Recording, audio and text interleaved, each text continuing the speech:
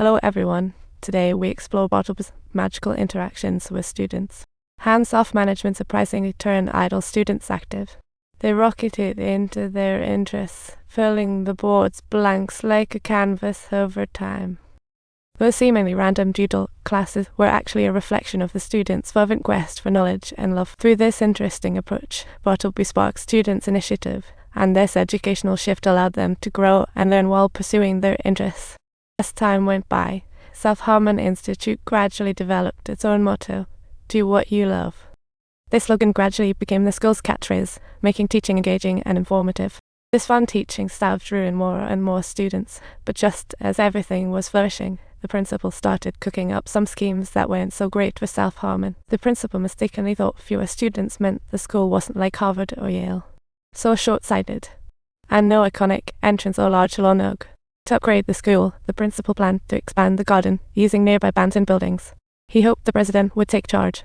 However, Bartleby kept dodging with various excuses, as he didn't even know who the property owners were.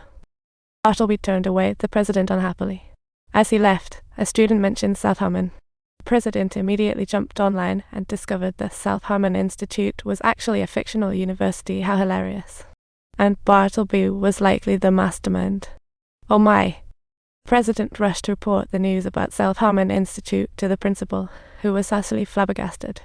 The principal was shocked to find that this unassuming university was actually more popular with students than Harmon Academy, which made him very so. He decided Bartleby would pay, leveraging his influence to get the president to use law school resources. At that moment, the girl Bartleby had a crush on, Monica, quietly arrived at South Harmon Institute.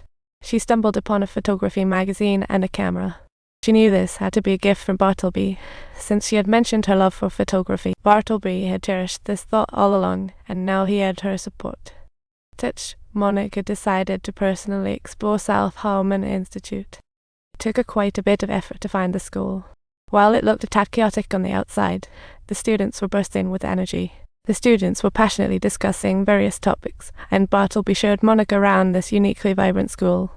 The school's cool and eye-catching course schedule was truly captivating, and with Bartleby's enthusiastic encouragement, Monica ultimately selected a class that she was genuinely passionate about.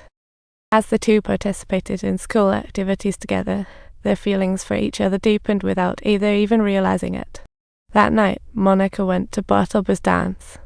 Drunk, he confessed his feelings to her. Surprised, Monica urged him to seize 26 of crazy courage. Bartleby kissed her, driven by emotion. The kiss was both passionate and tender, but just then, the president arrived and interrupted their sweet moment. Sensing trouble, Bartleby grabbed Monica and prepared to leave, but they ran into the president right as the president saw his ex with Bartleby, angrily wanting to confront him, but realized it was Bartleby's territory. To save face, he had to take his leave, but not before pulling the fire alarm. Unexpectedly, Bartleby's body reacted like a fight, heating up the situation instantly. Instantly, the dance soared emotions, turning the floor into a rainy fiesta.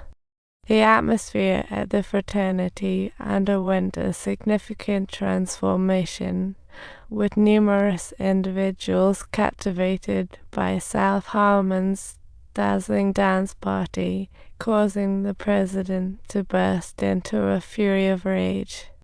Furious, she ordered her new girlfriend to bring Reed to South Harmon, saying he must pass the test. Reed eagerly accepted the invitation without hesitation, but her decision would plunge Bartleby into the depths.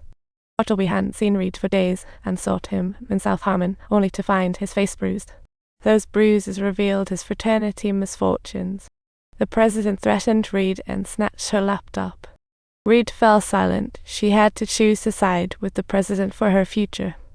Moreover, Bartleby's actions became even more extreme. He not only hacked into the school's website, but also unauthorizedly sent a formal invitation to all the students' parents. Bartleby's parents were the first to receive the notice and saw a flood of parents rushing to South Harmon, leaving him utterly. The president of Harmon Academy arrived with the crowd and publicly declared that South Harmon Institute wasn't a legitimate educational. Parents were left with puzzled looks, and Bartleby's silence revealed all truths, as this fuss ended imperfectly. Bartleby's father told him he'd made a foolish choice, and the students scrambled to get him to handle this crisis off to Harmon Academy to sort it out. This simply is real. This is real at all. Monica despised the lies and walked away, but the students had no complaints. At least they felt validated at South Harmon. Bartleby's life suddenly lost all direction, and he was facing a lawsuit that could change many destinies. What a plot twist.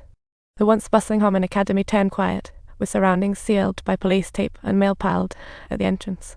Bartleby's students had sent out legal letters, and Bartleby rallied his friends, determined to make one last stand. He found a legal loophole. If accredited before the final trial, the principal's accusations lose power. He was determined to fight for the legal status of South Harmon Institute, not just for himself, but for everyone at this. As his words ended, applause erupted, and Reed chose to fight alongside Bartleby at this crucial time. Click to subscribe.